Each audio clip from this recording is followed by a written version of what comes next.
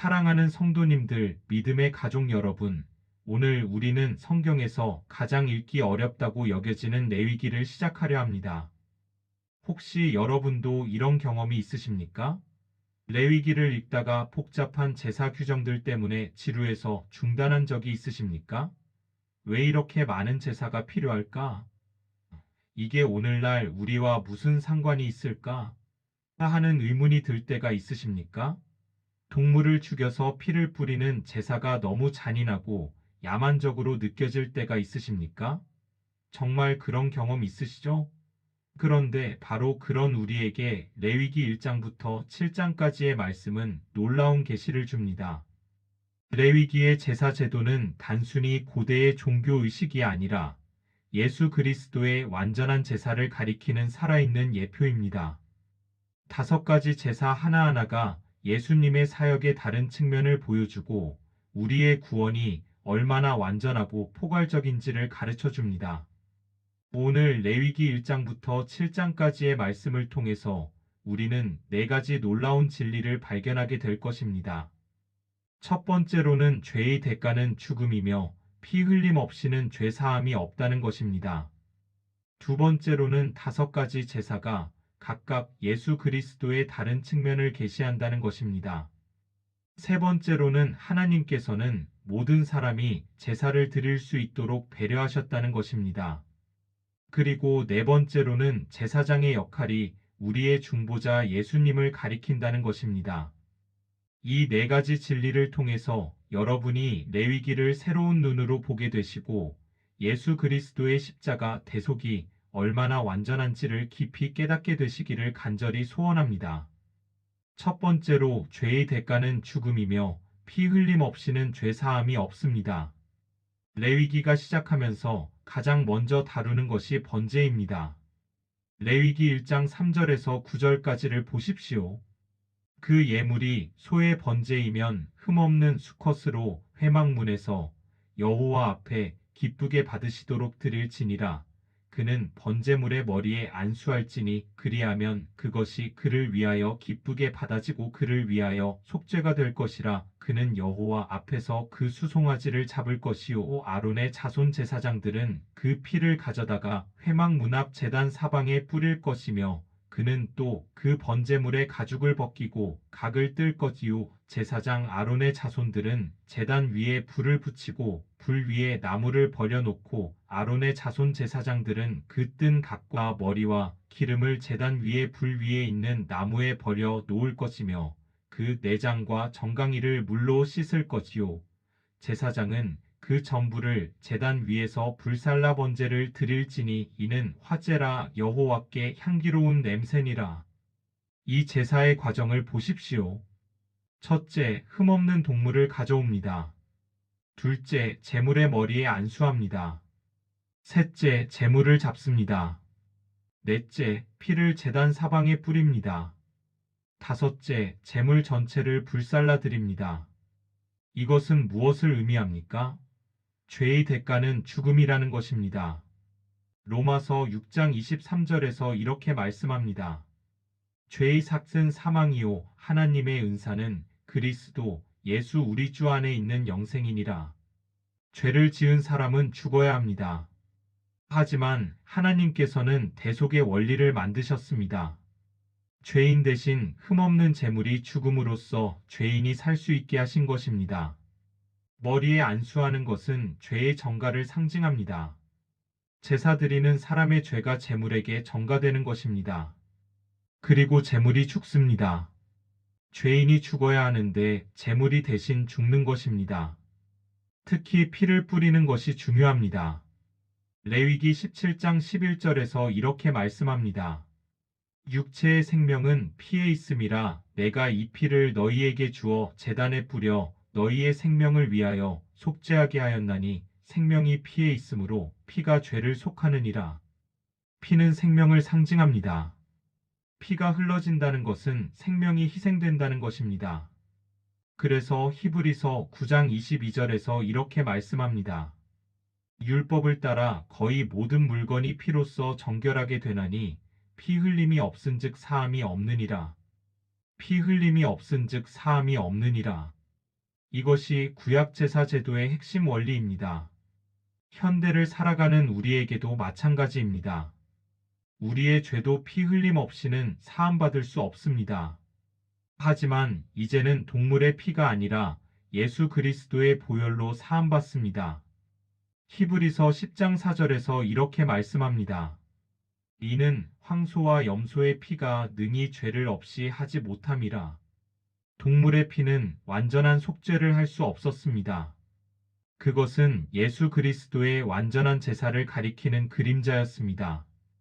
베드로전서 1장 18절과 19절에서 이렇게 말씀합니다.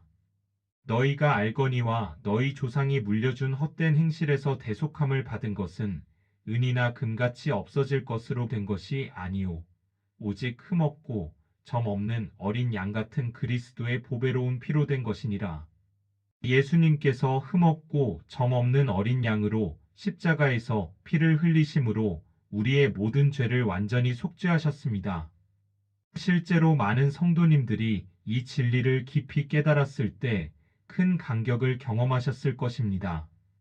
내 죄의 대가가 얼마나 큰지 그 대가를 예수님께서 대신 치러주셨다는 것을 깨달았을 때의 감사를 말입니다. 그러므로 사랑하는 성도님들, 예수님의 보혈의 귀중함을 늘 기억하시기 바랍니다. 두 번째로 5가지 제사가 각각 예수 그리스도의 다른 측면을 계시합니다. 레위기 1장부터 7장까지는 5가지 제사에 대해 설명합니다. 번제 1장, 소제 2장, 화목제 3장, 속죄제 4장, 속건제 5장입니다. 각 제사는 예수 그리스도의 다른 측면을 보여줍니다. 첫째, 번제는 예수님의 완전한 헌신을 상징합니다. 번제는 제물 전체를 불살라 드리는 제사입니다. 가죽을 제외하고는 모든 것을 하나님께 드립니다. 이것은 예수님께서 자신을 완전히 하나님께 드리신 것을 상징합니다. 요한복음 10장 18절에서 예수님께서 말씀하십니다.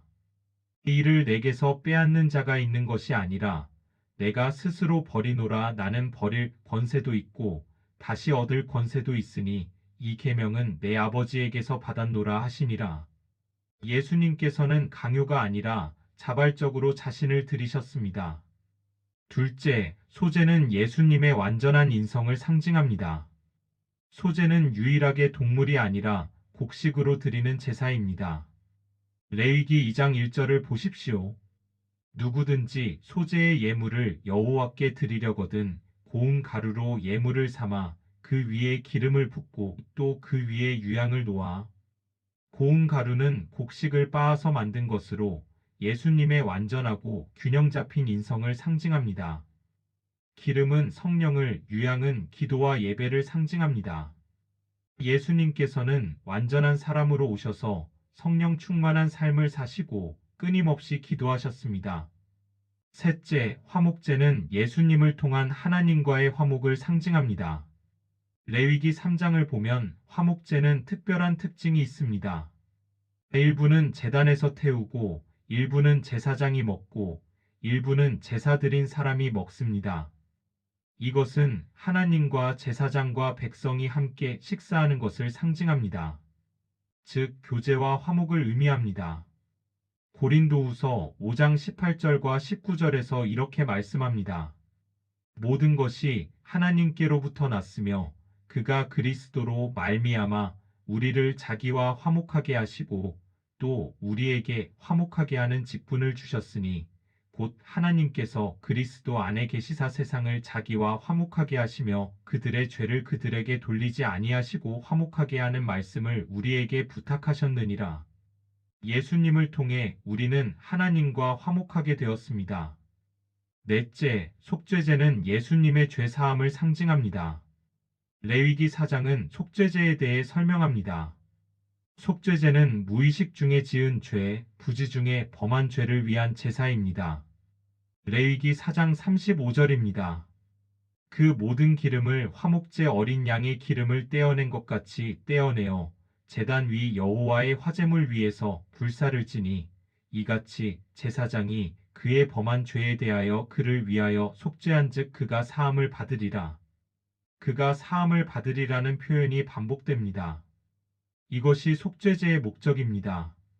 예수님께서 우리의 모든 죄를 대신 지시고 십자가에서 죽으심으로 우리의 죄가 완전히 사해졌습니다.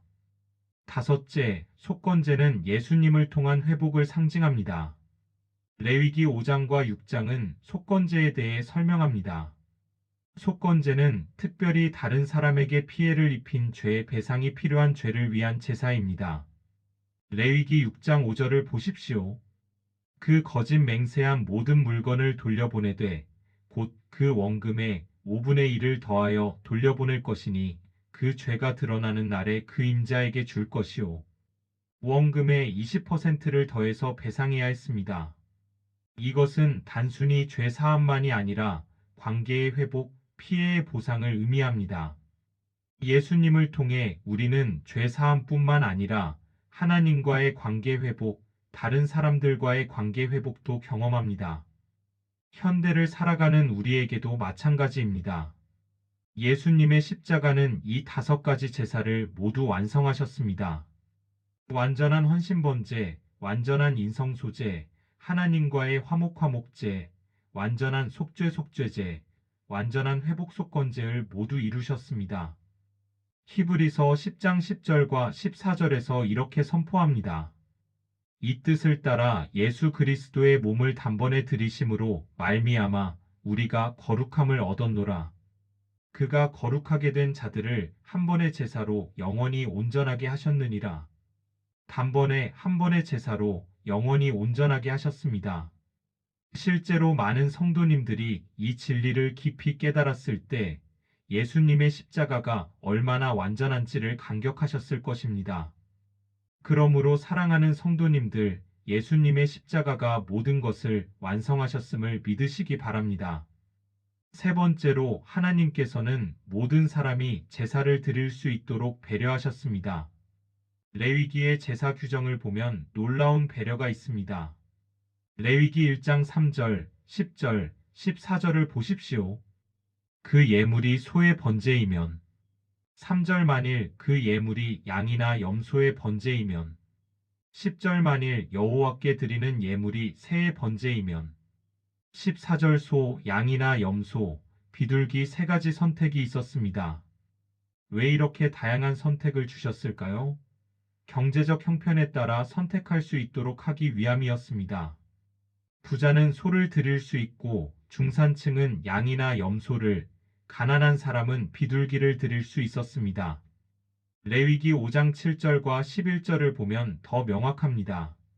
만일 그의 힘이 어린 양을 바치기에 미치지 못하면 그가 범한 죄를 속죄하기 위하여 산비둘기 2마리나 집비둘기 새끼 2마리를 여호와께로 가져가되 7절 만일 그의 힘이 산비둘기 2마리나 집비둘기 새끼 2마리에도 미치지 못하면 그 범한 죄로 말미암아 고운 가루 10분의 1 에바를 예물로 가져다가 속죄제물로 드리되 11절 비둘기도 살 수 없는 가난한 사람은 고운 가루만 드려도 되었습니다. 이것은 무엇을 의미합니까? 하나님 앞에 나아가는 것은 경제력의 문제가 아니라는 것입니다. 부자든 가난한 자든 모두 하나님께 나아와 죄 사함을 받을 수 있습니다. 예수님이 태어나셨을 때 마리아와 요셉이 드린 제사를 보십시오. 누가복음 2장 24절입니다. 또 주의 율법에 산비둘기 한 쌍이나 혹은 집비둘기 새끼 둘로 제사하라 한 말씀을 따라 하고자 하더라. 예수님의 가정은 가난했습니다. 그래서 비둘기로 제사를 드렸습니다. 하지만 그것으로도 충분했습니다. 현대를 살아가는 우리에게도 마찬가지입니다. 구원은 경제력과 무관합니다. 예수 그리스도를 믿기만 하면 부자든 가난한 자든 모두 구원받을 수 있습니다. 야고보서 2장 5절에서 이렇게 말씀합니다. 내 사랑하는 형제들아 들을지어다 하나님이 세상에서 가난한 자를 택하사 믿음에 부유하게 하시고 또 자기를 사랑하는 자들에게 약속하신 나라를 상속으로 받게 하지 아니하셨느냐? 실제로 많은 성도님들이 이 진리에 감사하셨을 것입니다. 내가 가진 것이 많든 적든 하나님 앞에는 동등하게 나아갈 수 있다는 것을 말입니다. 그러므로 사랑하는 성도님들, 여러분의 경제적 형편과 상관없이 담대히 하나님께 나아가시기 바랍니다. 네 번째로 제사장의 역할이 우리의 중보자 예수님을 가리킵니다. 레위기 1장부터 7장까지를 보면 제사장의 역할이 매우 중요합니다. 제사장은 백성들을 대신하여 제사를 드리고 피를 뿌리고 제물을 불살랐습니다. 레위기 1장 5절을 보십시오. 그는 여호와 앞에서 그 수송아지를 잡을 것이요 아론의 자손 제사장들은 그 피를 가져다가 회막문 앞 제단 사방에 뿌릴 것이며, 제사 드리는 사람이 제물을 잡지만 피를 뿌리는 것은 제사장의 역할입니다. 제사장은 하나님과 백성 사이의 중보자였습니다. 또한 레위기 6장과 7장을 보면 제사장들이 제물의 일부를 먹을 수 있었습니다. 레위기 6장 26절입니다. 죄를 위하여 제사를 드리는 제사장이 그것을 먹되 곧 회막들 거룩한 곳에서 그것을 먹을지니라. 제사장이 제물을 먹는 것은 죄를 담당하는 것을 상징했습니다. 이 모든 것이 예수 그리스도를 가리킵니다. 예수님은 우리의 대제사장이십니다. 히브리서 4장 14절에서 16절까지를 보십시오. 그러므로 우리에게 큰 대제사장이 계시니 승천하신 이곳 하나님의 아들 예수시라. 우리가 믿는 도리를 굳게 잡을지어다. 우리에게 있는 대제사장은 우리의 연약함을 동정하지 못하실 리가 아니요 모든 일에 우리와 똑같이 시험을 받으신 이로되 죄는 없으시니라. 그러므로 우리는 긍휼하심을 받고 때를 따라 돕는 은혜를 얻기 위하여 은혜의 보좌 앞에 담대히 나아갈 것이니라. 예수님은 우리의 대제사장으로서 하나님과 우리 사이를 중보하십니다. 히브리서 7장 25절입니다. 그러므로 자기를 힘입어 하나님께 나아가는 자들을 온전히 구원하실 수 있으니 이는 그가 항상 살아계셔서 그들을 위하여 간구하심이라. 예수님께서는 지금도 하늘 보좌 우편에서 우리를 위해 중보 기도하고 계십니다. 그리고 예수님께서는 제물이시면서 동시에 제사장이십니다. 구약의 제사장은 다른 동물을 제물로 드렸지만 예수님은 자기 자신을 제물로 드리셨습니다.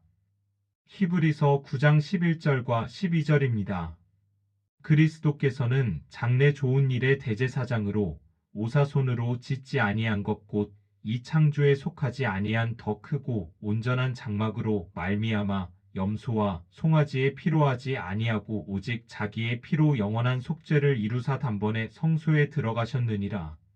오직 자기의 피로 영원한 속죄를 이루사 단번에 성소에 들어가셨느니라.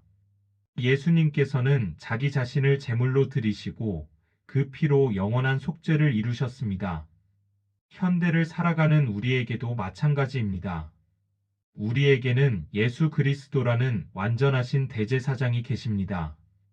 우리는 더 이상 인간 제사장을 통해 하나님께 나아갈 필요가 없습니다. 예수님을 통해 직접 하나님께 나아갈 수 있습니다. 디모데전서 2장 5절입니다. 하나님은 한 분이시오 또 하나님과 사람 사이의 중보자도 한 분이시니 곧 사람이신 그리스도 예수라. 하나님과 사람 사이의 중보자도 한 분이시니 곧 사람이신 그리스도 예수라. 예수님만이 유일한 중보자이십니다. 실제로 많은 성도님들이 이 진리를 깊이 깨달았을 때 큰 자유를 경험하셨을 것입니다. 다른 사람을 통하지 않고 예수님을 통해 직접 하나님께 나아갈 수 있다는 특권을 말입니다. 그러므로 사랑하는 성도님들, 우리의 대제사장 예수 그리스도를 통해 담대히 하나님께 나아가시기 바랍니다. 사랑하는 믿음의 가족들, 오늘 우리가 함께 나눈 레위기의 제사 제도를 통해서 네 가지 귀한 진리를 다시 한번 마음에 새기시기 바랍니다. 첫 번째로 죄의 대가는 죽음이며 피 흘림 없이는 죄 사함이 없습니다. 동물의 피로 드린 구약의 제사는 예수 그리스도의 보혈을 가리키는 그림자였습니다. 두 번째로 5가지 제사가 각각 예수 그리스도의 다른 측면을 계시합니다. 번제 완전한 헌신, 소제 완전한 인성, 화목제 하나님과의 화목, 속죄제제 사함, 속건제 관계 회복과 모두 예수님의 십자가에서 완성되었습니다. 세 번째로 하나님께서는 모든 사람이 제사를 드릴 수 있도록 배려하셨습니다. 부자는 소로 가난한 자는 비둘기로 더 가난한 자는 고운 가루로 드릴 수 있었던 것처럼 구원은 경제력과 무관합니다. 네 번째로 제사장의 역할이 우리의 중보자 예수님을 가리킵니다. 예수님은 제물이시면서 동시에 제사장으로서 자기 자신을 드려 영원한 속죄를 이루셨습니다. 이 네 가지 진리를 통해서 여러분이 레위기를 새로운 눈으로 보게 되시고 예수 그리스도의 십자가가 얼마나 완전하고 포괄적인지를 깊이 감사하게 되시기를 간절히 소원합니다. 특히 레위기가 지루하고 어렵다고 느꼈던 분들이 계시다면 오늘 말씀을 통해 레위기의 모든 제사가 예수 그리스도를 가리킨다는 놀라운 진리를 발견하시기 바랍니다. 번제를 읽을 때마다 예수님의 완전한 헌신을, 소제를 읽을 때마다 예수님의 완전한 인성을, 화목제를 읽을 때마다 하나님과의 화목을, 속죄제를 읽을 때마다 완전한 죄사함을, 속건제를 읽을 때마다 완전한 회복을 생각하시기 바랍니다. 또한 예수님의 보혈이 얼마나 귀한지를 다시 한번 깊이 묵상하시기 바랍니다. 구약 시대에는 매년 수많은 동물들이 희생되었지만 그것으로도 완전한 속죄를 이룰 수 없었습니다. 하지만 예수님께서 단 한 번 자기 자신을 제물로 드리심으로 영원한 속죄를 완성하셨습니다. 히브리서 10장 11절과 12절에서 이렇게 대조합니다. 제사장마다 매일 서서 섬기며 자주 같은 제사를 드리되 이 제사는 언제나 죄를 없게 하지 못하거니와 오직 그리스도는 죄를 위하여 한 영원한 제사를 드리시고 하나님 우편에 앉으사. 구약의 제사장은 매일 서서 제사를 드렸지만 예수님은 한 영원한 제사를 드리시고 앉으셨습니다. 앉으셨다는 것은 일이 완성되었다는 의미입니다. 더 이상 제사가 필요 없습니다. 예수님께서 모든 것을 완성하셨기 때문입니다. 그리고 우리 모두가 제사장이 되었다는 놀라운 진리도 기억하시기 바랍니다. 베드로전서 2장 9절입니다. 그러나 너희는 택하신 족속이요 왕 같은 제사장들이요 거룩한 나라요 그의 소유가 된 백성이니 이는 너희를 어두운 데서 불러내어 그의 기이한 빛에 들어가게 하신 이의 아름다운 덕을 선포하게 하려 하심이라. 우리는 왕 같은 제사장들입니다. 구약 시대에는 오직 레위 지파만 제사장이 될 수 있었지만 이제는 예수님을 믿는 모든 사람이 제사장입니다. 우리는 예수님을 통해 직접 하나님께 나아갈 수 있고 다른 사람들을 위해 중보기도 할 수 있습니다. 마지막으로 우리 자신을 산 제물로 드리는 삶을 사시기 바랍니다. 로마서 12장 1절입니다. 그러므로 형제들아 내가 하나님의 모든 자비하심으로 너희를 권하노니 너희 몸을 하나님이 기쁘시는 거룩한 산 제물로 드리라. 이는 너희가 드릴 영적 예배니라. 구약의 제물은 죽은 제물이었지만 우리는 살아있는 제물로 드려야 합니다. 번제의 제물이 완전히 불살라진 것처럼 우리도 우리 자신을 완전히 하나님께 드려야 합니다. 오늘 이 말씀이 여러분의 마음에 깊이 새겨져서 레위기의 제사 제도를 통해 예수 그리스도의 완전한 제사를 더욱 깊이 감사하고 예수님의 보혈의 능력을 믿으며 우리 자신을 산 제물로 드리는 복된 성도님들이 되시기를 주님의 이름으로 축복합니다. 이 말씀이 여러분께 은혜가 되셨다면 좋아요 버튼을 눌러주시고 댓글로 여러분이 레위기의 제사 제도를 통해 새롭게 깨달은 점, 예수님의 보혈에 대한 감사 5가지 제사와 예수님의 연결고리를 발견했을 때의 감동을 나눠주시기 바랍니다. 특히 레위기가 지루했는데 오늘 말씀을 통해 새로운 눈이 열린 경험, 예수님의 십자가가 얼마나 완전한지를 깨달았을 때의 감격, 우리도 제사장이라는 정체성을 새롭게 인식하게 된 이야기를 나눠주시면 다른 분들에게도 큰 은혜와 깨달음이 될 것입니다. 또한 레위기를 어려워하는 주변 분들이 계시다면 이 영상을 공유해 주셔서 함께 구약 제사 제도의 깊은 의미를 발견하시기 바랍니다. 예수 그리스도의 완전한 제사와 보혈의 능력이 여러분의 삶 속에서 날마다 새롭게 나타나시기를 간절히 기도합니다. 5가지 제사를 완성하신 예수님께서 여러분의 삶에도 완전한 헌신, 완전한 인성의 본, 하나님과의 화목, 완전한 죄사함, 완전한 회복을 날마다 경험하게 하시기를 축복합니다. 앞으로도 이런 깊이 있고 예수님 중심적인 성경 해설을 계속 나눠드릴 예정이니까 구독과 알림 설정도 꼭 부탁드립니다. 여러분 한 분 한 분이 하나님의 사랑받는 귀한 자녀이며 예수 그리스도의 보혈로 완전히 속죄함을 받았고 왕같은 제사장으로 부르심을 받았다는 놀라운 진리를 늘 기억하시고 그 은혜에 감사하며 우리 자신을 산 제물로 드리는 복된 하루하루 되시기를 주님의 이름으로 축복합니다. 하나님께서 여러분과 여러분의 가정을 지키시고 보호하시며 레위기의 모든 제사가 예수 그리스도 안에서 완성되었다는 놀라운 진리를 날마다 새롭게 깨닫게 하시기를 간절히 기도합니다. 다음 시간에는 레위기의 거룩함에 대한 말씀을 함께 나누겠습니다. 주님의 크신 사랑과 완전한 속죄의 은혜가 여러분과 함께 하시기를 축원합니다.